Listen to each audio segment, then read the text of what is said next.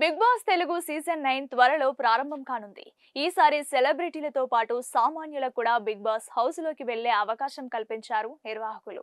Online ద్వారా అప్లికేషన్లను స్వీకరించి 40 మందిని ఎంపిక చేశారు.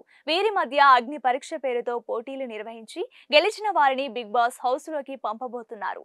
బిగ్ బాస్ తెలుగు సీజన్ 9 అగ్ని పరీక్షకు ఎంపిక చేసిన వారి లిస్టులో ఎక్కువ మంది సోషల్ మీడియా ఇన్ఫ్లుయెన్సర్లు, బాగా పలుకుబడి సంపాదించిన సెలబ్రిటీలే ఉన్నట్టుగా సోషల్ మీడియాలో టాక్ వినబడుతోంది.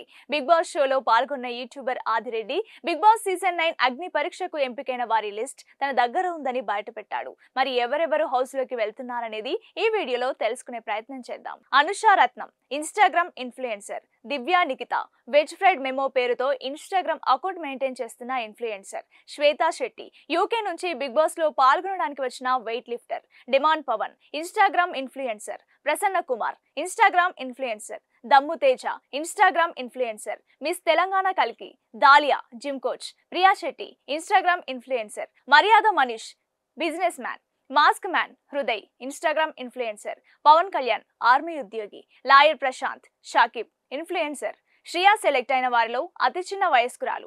ఈ 15 మందిలో నుంచి 5గురిని బిగ్ బాస్ సీజన్ 9 లోకి పంపవుతున్నట్లుగా సమాచారం అందుతోంది. అయితే సామాన్యులు అన్ని చెప్పి సోషల్ మీడియాలో 1 లక్షకు పైగా ఫాలోవర్స్ ఉన్న ఇన్ఫ్లుయెన్సర్ కే అధిక ప్రాధాన్యం ఇచ్చినట్లుగా తెలుస్తోంది.